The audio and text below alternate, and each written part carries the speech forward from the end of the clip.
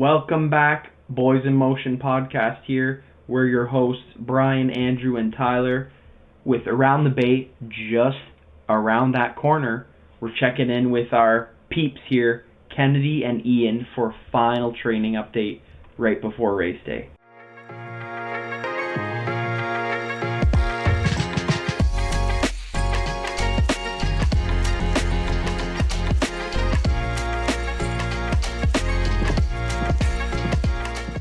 We previously sat down with Ian, who's gearing up for his first ever 5K, and Kennedy, who's taking on another big race milestone, leveling up from the half marathon to the 30K distance. Now, just 2 weeks out, we'll hear how their training has gone, what they've learned, and how they're feeling heading into race week. So whether you're a first-time racer or a seasoned competitor, this episode is packed with insights on the pre-race mindset just 2 weeks out, tapering strategies, and last-minute prep. We know we gotta just jam-pack those last 2 weeks with lots of big training. So let's check in with Ian and Kennedy to see how they're shaping up for Around the Bay. Now, before we do that, a little bit of BIM news flash. We've got a few important updates and pieces of information about the Around the Bay race. So listen up because this is the rundown of everything you need to know for race day. I still got some questions based on our last episode. It's been a month or so. So, question one for me, where do I park? Well, to answer this one, I'm going to kick it off with where not to park. And the big places that around the Bay has highlighted is that to not park near on city streets near the start and finish because there's a possibility of getting towed. Not park at churches, hospitals, and also no parking at Laguna Station on race day.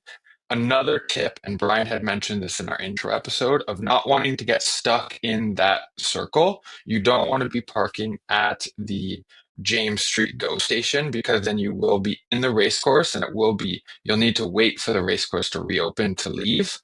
But if you go to bayrace.com/parking dash options, they do have a bunch of lots, both retail, private, and city lots, and even a couple of free options where you can park on race day to get in and get out with ease. Yeah, double down on not parking inside the race course. I remember doing that for a previous race, and oh boy, you're stuck there for way longer than you think. And there's other people like you who have parked inside the race course, so it's jam packed with traffic. So I always recommend doing your warm up run as a part of your parking situation so that you actually, you park like 2 to 3 kilometers away, which generally gives you enough space so that you're not congested after the race either.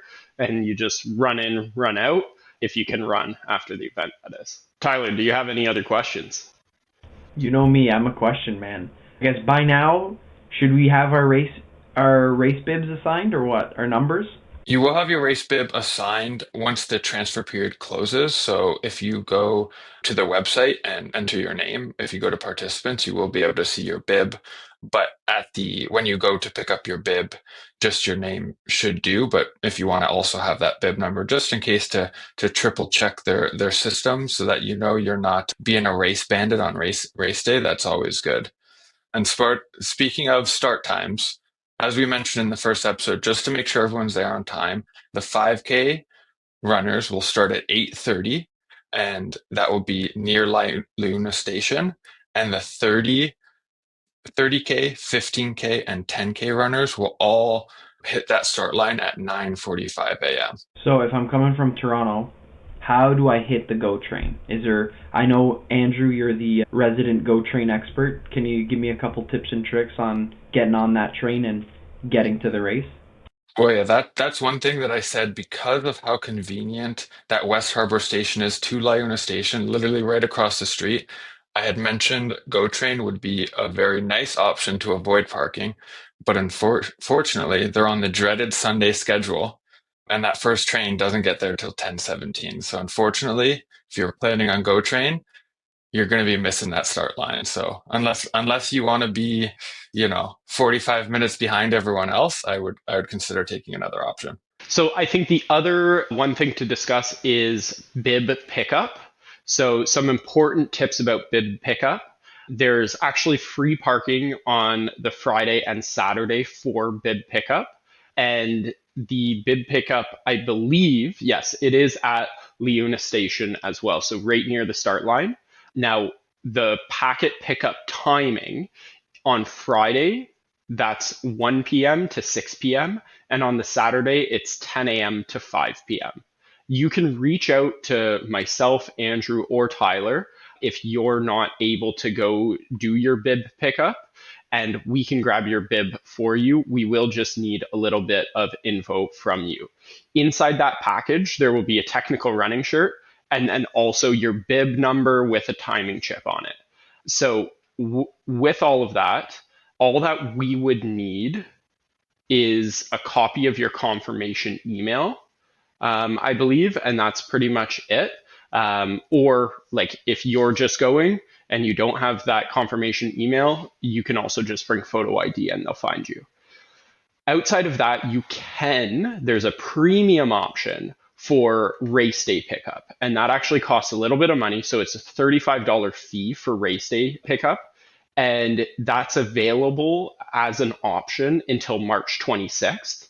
And then, yeah, that race day availability is from 7:30 a.m. to 9:30 a.m. So if you're squeezed for time and you really want to do that pickup yourself, pay that $35. If not, you can ask Andrew, myself, or Tyler to pick it up. And hey, you might owe us a coffee, but we'll do it for you. That's great. Yeah, I think that's it for questions on some last minute FAQs.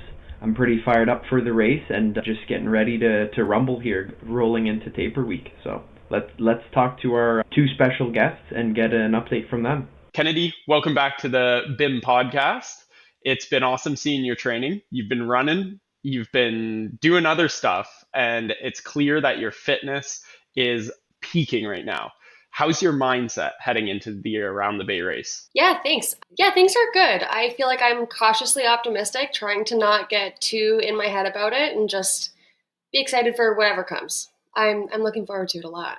And the training block, how has that experience been? The training block experience has been good. It has been, like I said last time, I'm doing a full plan this time, like a full marathon plan, trying to compare that to my half that I did last fall, and it is definitely different. My long runs are taking significantly longer, so there's a lot more of a time commitment, even like throughout the week. Some days my Wednesday runs are still 13 kilometers, which is harder to get in on a lunch break than it is to get the 6 to 8 that I was previously doing for like a midday like tempo run. But it's been good. I have met up with some friends. I've made some good coffee stops, found a couple things that kind of motivate me to keep me going, and it's been good. Nice, amazing. I think there's one specific run that I would love to chat about, and that's your Around the Escarpment run that you titled it on Strava, Yeah. which was your longest run. And I love the title because of the race you're gearing up for. Tell me about how that went and kind of how if that was like a good key indicator of your fitness going into the race. Yeah, so that was a run. I actually reached out to Brian in like our group chat that week and just said I have a really long run coming up on Saturday. If anyone wants to join for any part of it, so I don't have to do this alone, it would be great. So Brian actually made this route up, and we met up. We met up in the morning, drove to like our starting point, and then both of our partners met us at at the 12-kilometer point. We did the rest of it with them. So Brian and I tackled quite a few hills on our way to them. There was some big climbs, one up the escarpment, some rolling hills. That was good. Like the first 12 felt great. And then we picked them up. And honestly, I think I felt great until like the 22, 23-kilometer mark. And then I definitely started to get tired. My hip was starting to hurt a little bit. My knee was starting to get a little sore. The last probably 2 was pretty painful, but we made it through. It was fine. We were pretty consistent with our pace throughout, which felt good. And the hills felt fine, which I was really impressed with myself for.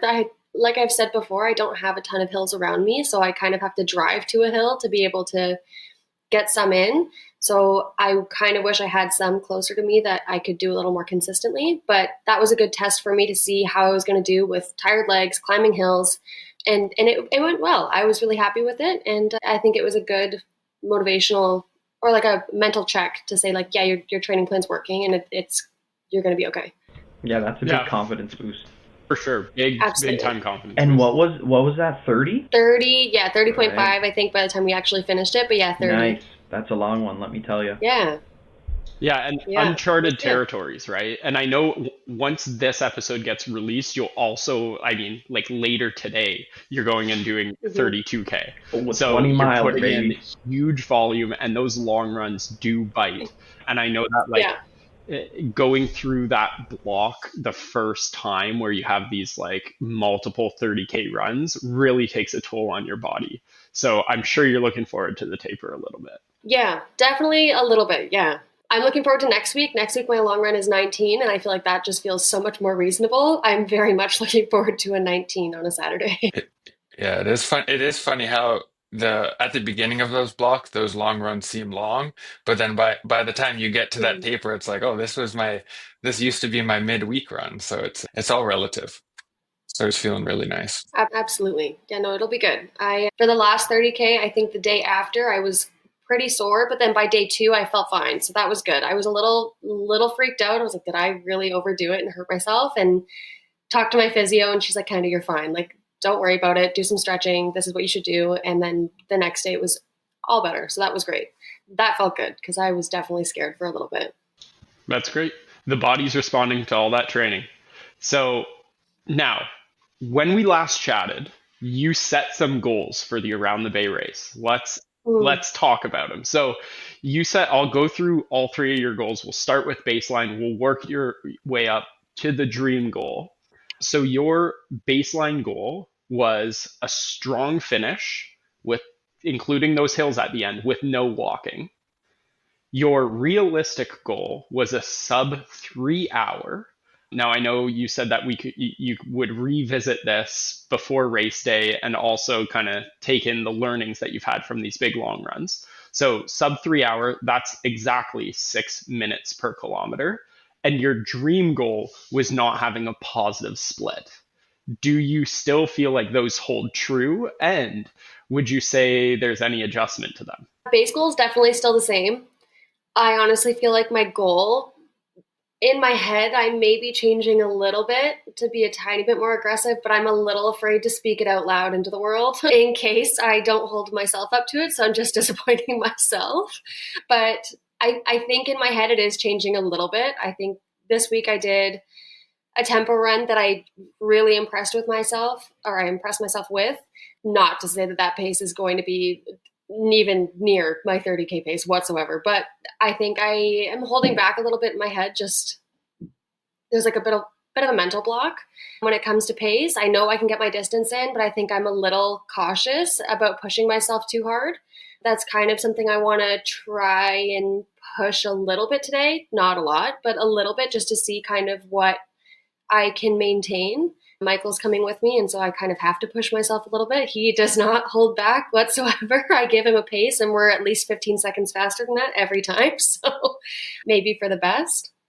And then the positive split, I think that's still like that would be amazing. I don't know that it's attainable. It's definitely like a big dream goal. I don't know if that's going to be possible whatsoever, and that's kind of why it's a dream. It'd be nice if it was just flat. It definitely won't be negative, but to be as close to even as possible would be amazing. I'd be really, really happy with that. Yeah, and especially if you sort of have a new realistic time goal, we'll say, the positive split, like avoiding positive split gets harder and harder the more and more you try to push that pace in the first half of the race. So you say that it's like a mental block and you don't want to sort of put something out there that maybe you don't I achieve. think you should.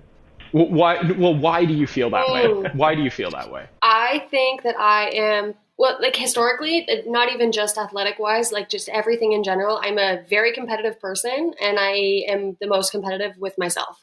That is my biggest competitor, and my biggest enemy is my own brain. Always has been, and probably always will be. So I'm afraid to kind of put a number out there and then come back to it and go, I didn't reach it, and I wish I didn't say it out loud. Like, I wish I didn't tell anyone that was my goal because I didn't get there. I think when I'm like sharing things that I want to do in my head, I have something maybe a little more ambitious, but like I'm going to keep that to myself in case it's let down, and then I'm only me knows that that wasn't reached, but that's okay.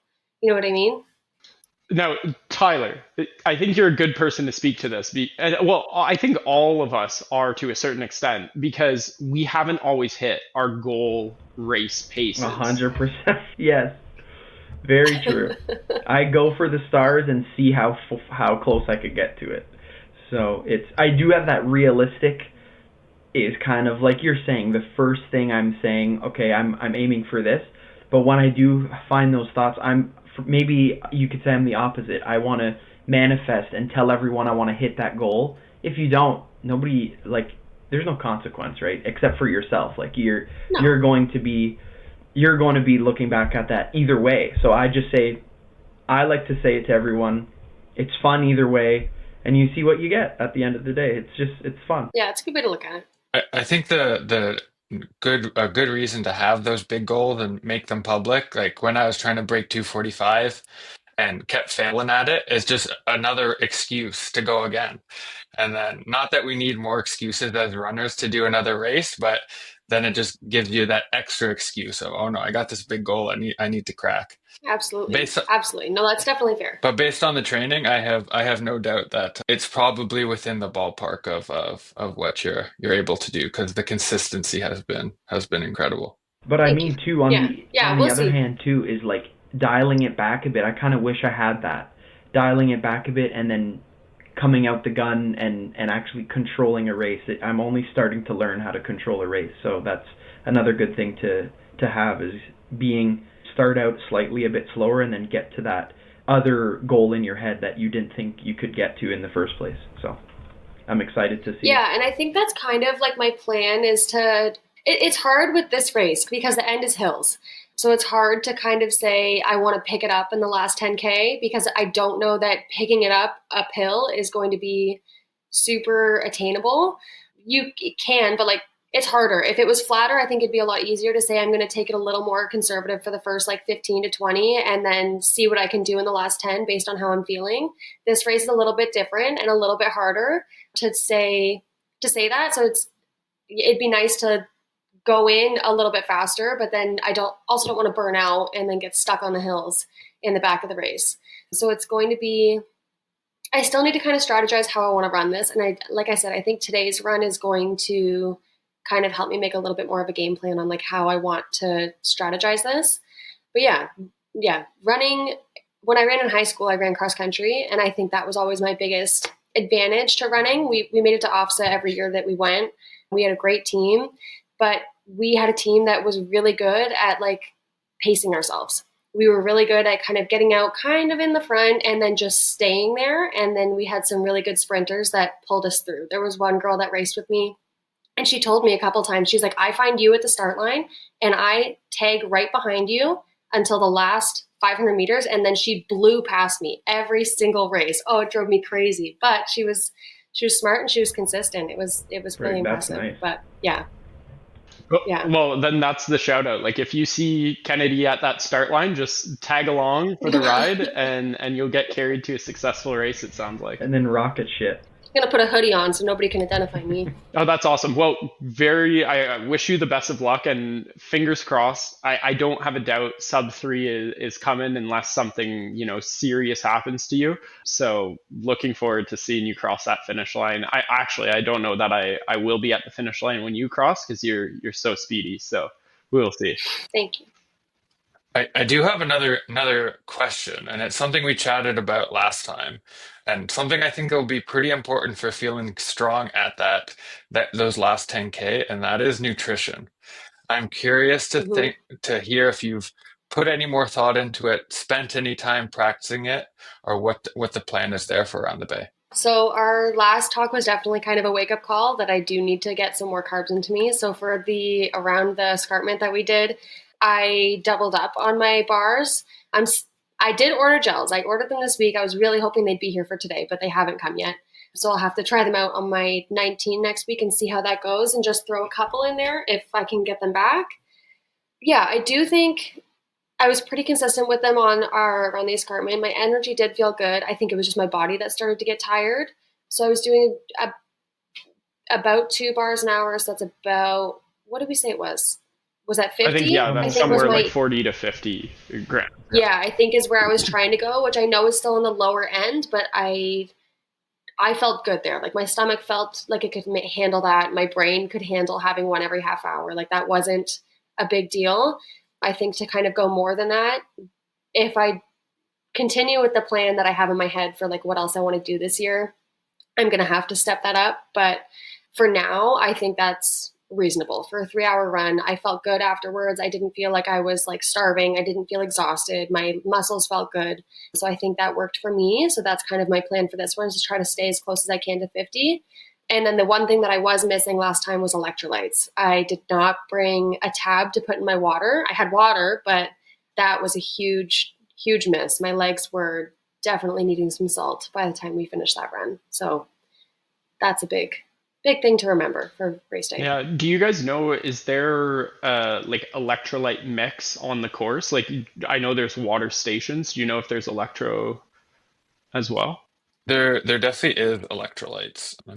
I believe it might be Noon or Zact, I believe are but yes, there will be both. There will definitely be, yeah, it's Zact Nutrition. So it'll be some sort of the Zac like electrolyte drink. So I you find will it have hard too that, in the which winter. is You always a you good don't option. really see that creeping up because you don't have the sun to remind you, hey, I'm losing electrolytes. But it's just as important in the winter to keep up on those electrolyte feeds. Absolutely. Yeah.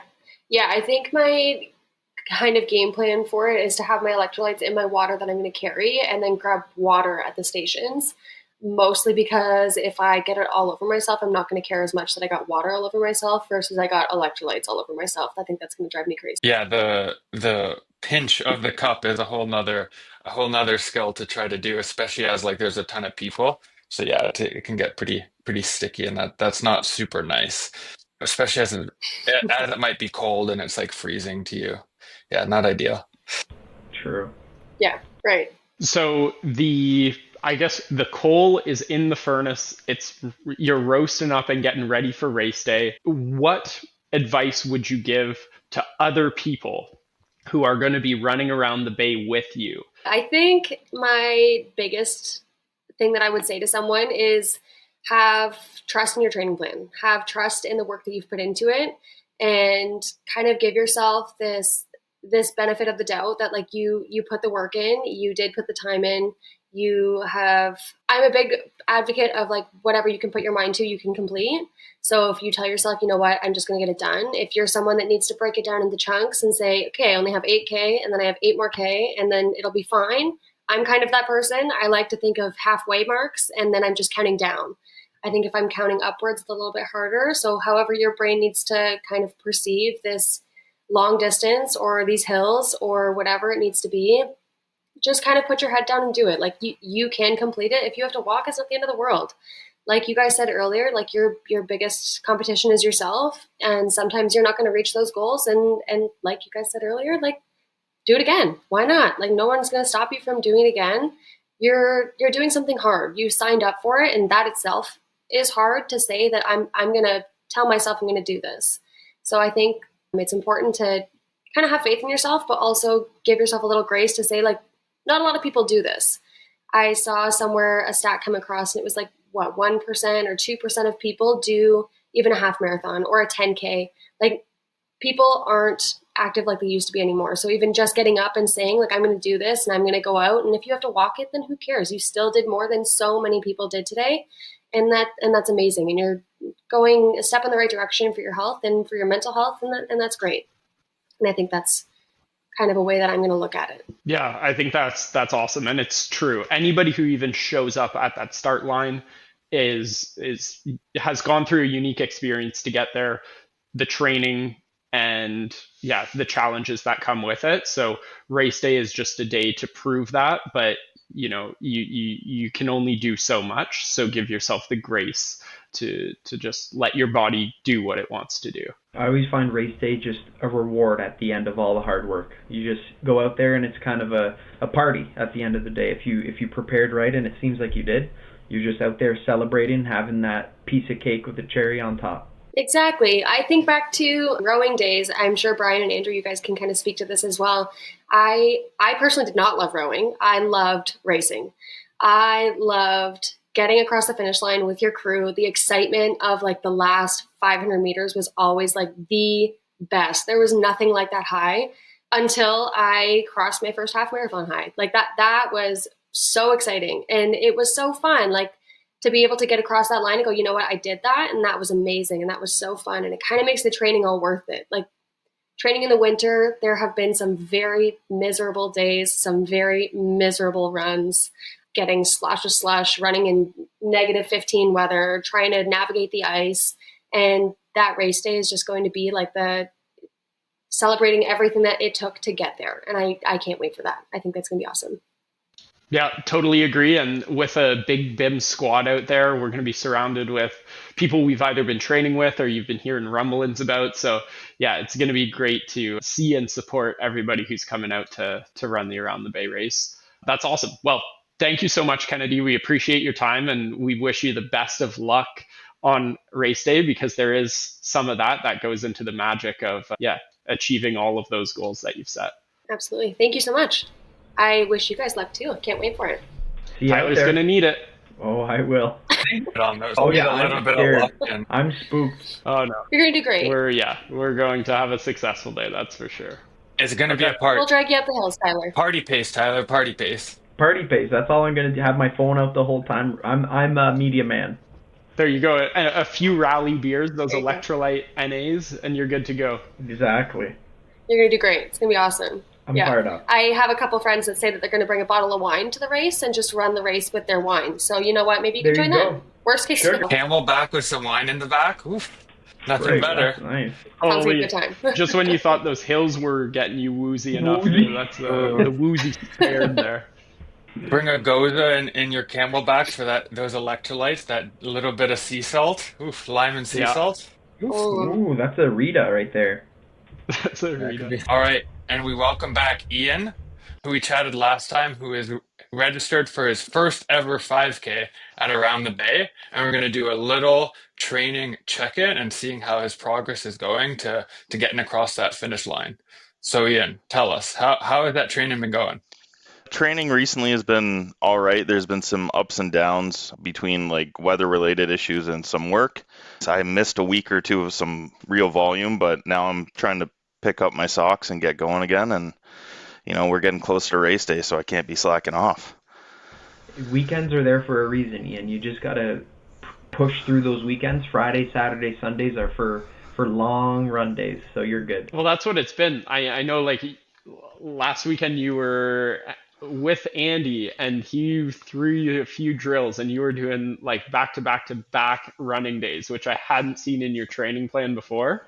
So it seems like you're copying Tyler with the weekend warrior status.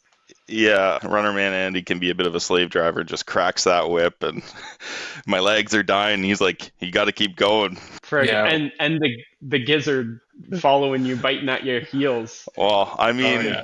me and Gizzy had a sprint, and I like to say that I won the sprint, even though Gizzy was on a leash, but that doesn't really matter to me. I came out on top. But her real goal was really just to show you how to kick at that finish line, and goal accomplished. So she was just trying to get you moving and grooving.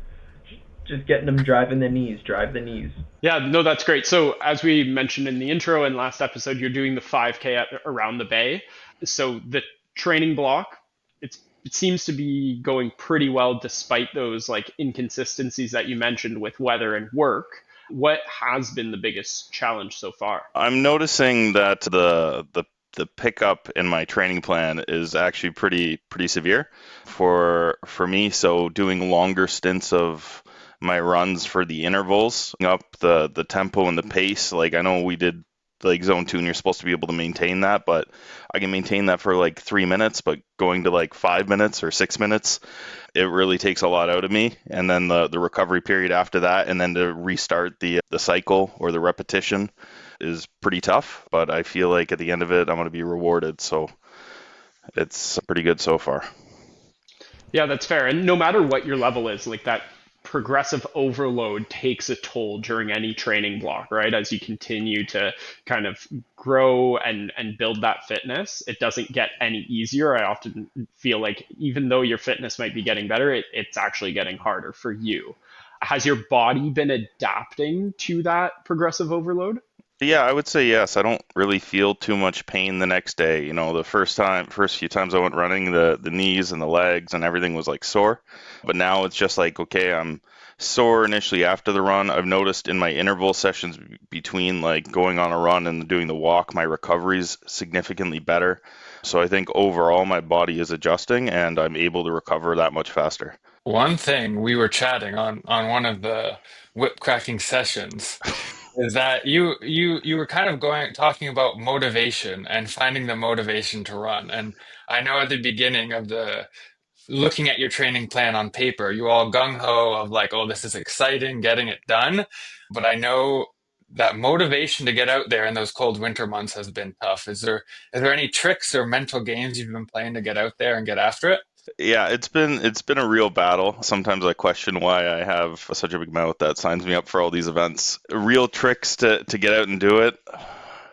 I don't know. I think it just comes down to like having people around you and just trying to get them to help you go out, because if it was just up to me, it's a coin toss, like a 50-50 split whether I'll actually get out there or not, cuz I don't I'm not at the point where running is like I get that runner's high. Yeah, but no real tricks actually. It's just brute force and trauma.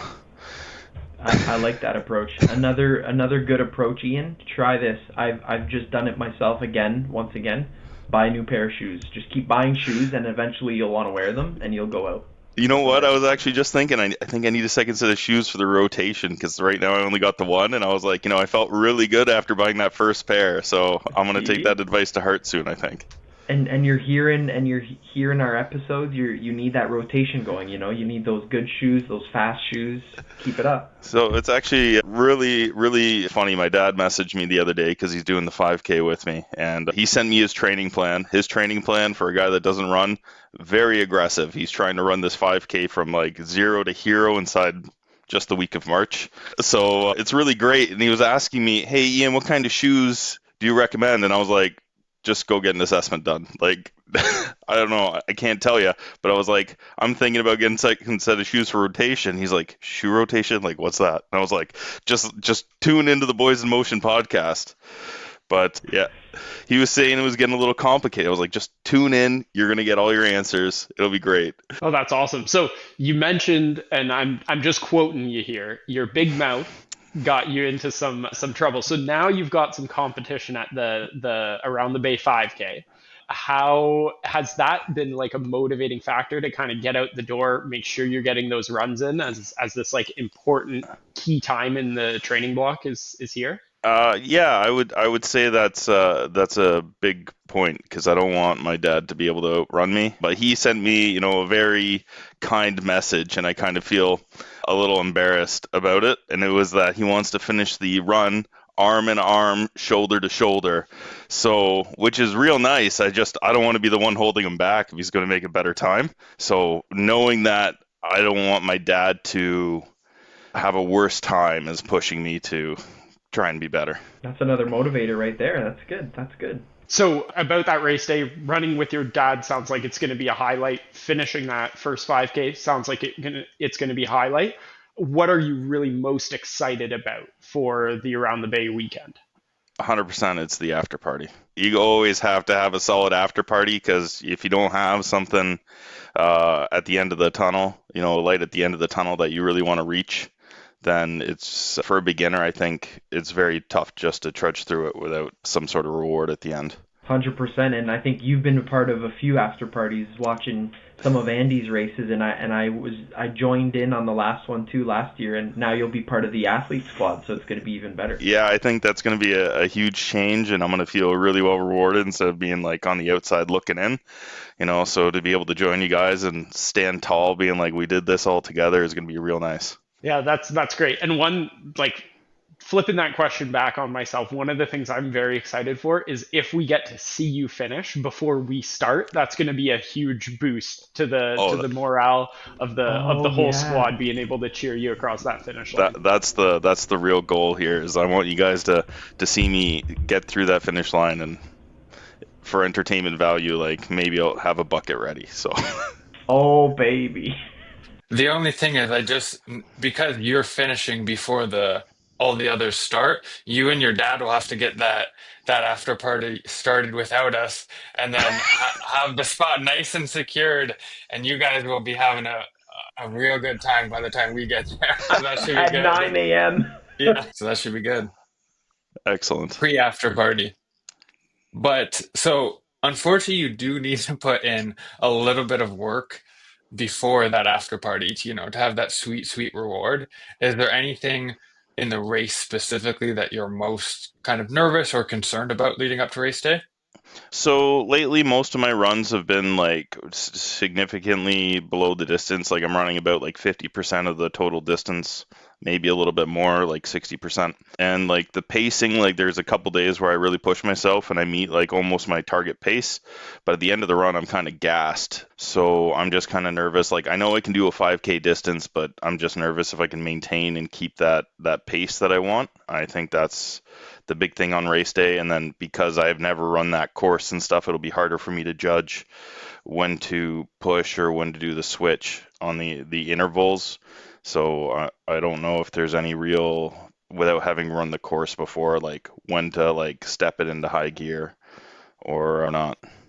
Yeah, so I think just like generally a 5K is quite the battle because it's a searing pain of a race. It's not like this longer distance that like the 30K or the marathon is where like it's a slow burn. So oftentimes what I find for the 5K is just splitting it up into three parts. Your first is just control the pace. The second is hold the pace, and the third is just chaos, like you know just expect that finish line. It's coming. You're not going to run yourself to death necessarily, but you need to try to get there basically. Hmm. And I feel like it's just those three segments, and knowing that that's what you're gonna expect. It's gonna be pretty easy in that first third. You're gonna have to manage in that last one, and you just try to hold on in that, or sorry, you in the middle one you just try to manage, and in that last mile you're just trying to hold on.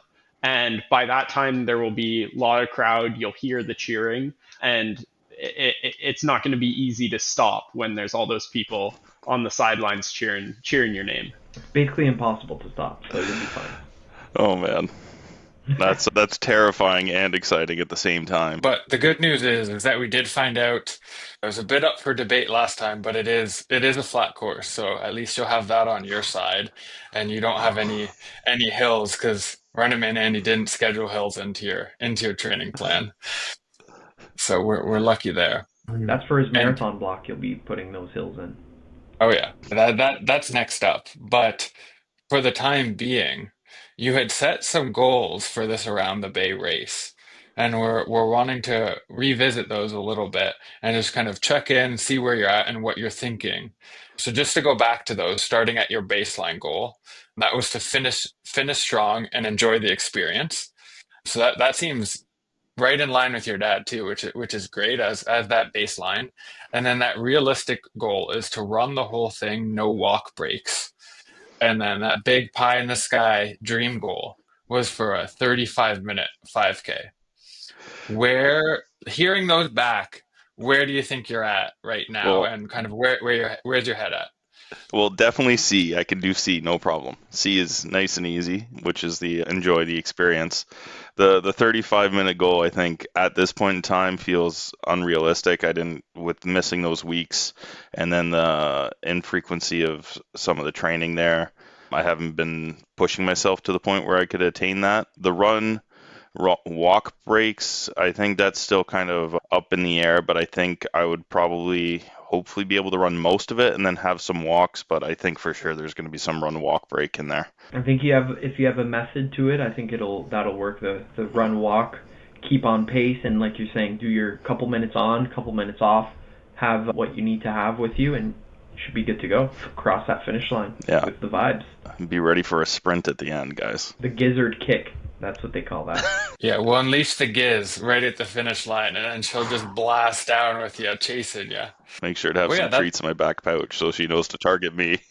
oh yeah, yeah, yeah. You need those treats so she knows. But yeah, no, that sounds good. I think kind of the key thing I think is just to go into it of just trying to go, enjoy, finish the race, and not burn yourself out and try to chase something too aggressive.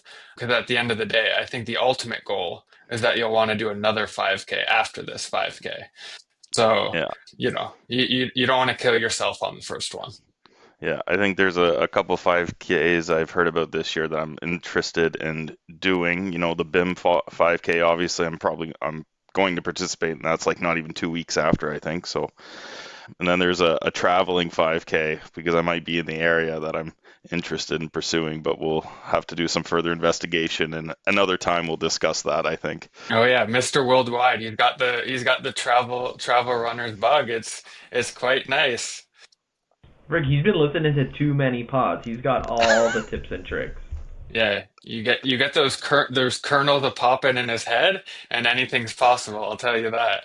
Yeah, you just plant that seed, and then it just grows into like a giant sycamore tree or something. I think you may have transitioned us pretty nicely there, and I want to flip it on you, and I want you to plant some seeds in the heads of our listeners. And if someone is listening and is considering signing up for their first K like you were just a couple months ago, what would you say and what would be your nugget of gold that you would tell them? I think if you have some people in your life, friendship or family that are already doing some activity, touching base with them and then getting that encouragement.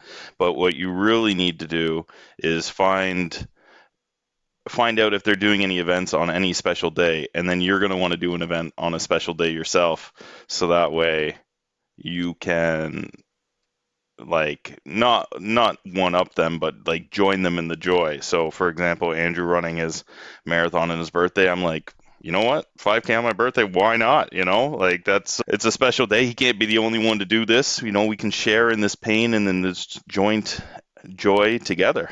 Sharing the pain together. I like that. Yeah, it's great to have that kind of community around training, and it definitely makes it a better journey when you're able to share the successes and the failures together. One thing that you touched upon was like adapting to your training, and I think that's another big motivating factor is seeing yourself progress is something that's really exciting about sport. Is that another selling feature that you might kind of want to promote? Yeah, I think seeing your progress and where you were at the beginning versus where you are at the end of the day is real nice. Like for example, I couldn't even run 100 meters before. Let's be honest. And now I can run for like 5-6 minutes straight. That's awesome. Like I never thought I would have done that as an adult because couch potato lifestyle. And honestly, like getting back into it, you feel a little more alive and active generally at the end of the day. You feel like, oh, I can do a little bit more, and you want to push yourself. And that, oh man, I lost my train of thought there. I got all excited thinking about my run that I'm having this afternoon or later this morning. So you're for sure like the progression is something that is beautiful to continue to chase. Yeah. But you're excited to go out for this afternoon's run? Oh yeah, I mean, anytime my coach is here, like I just love running in a group, even if he does crack the whip a little bit. It's nice to be able to complain to someone and they understand the pain you're going through while you're going through it. Also, it's just a good time to like chat and get away from the hustle and bustle of stuff you have or responsibilities you have around the house or your situation is. This guy's brain is rewired. Excited to go on an afternoon pain run with his coach. I love it. Sounds like cracking the whip excites him, and he just wants to get after it and go after those interval sessions. So I love it. You're gonna be seeing him doing some speedy work soon, and he's just gonna want to do it. That's On those nice. high heels to boot. That is nice. The protege is, yeah, he's rewired. Ian 2.0. Yeah, that's fantastic. Well, I am thrilled to see the progress that you've done, the training block that you've put together, and excited to watch you on race day. Wishing you the best of luck and a successful run. Thank you very much. I look forward to it and to seeing some of you guys all in person at this event. I think that'll be a real blast. I really hope we see you at the finish line. That's going to be amazing.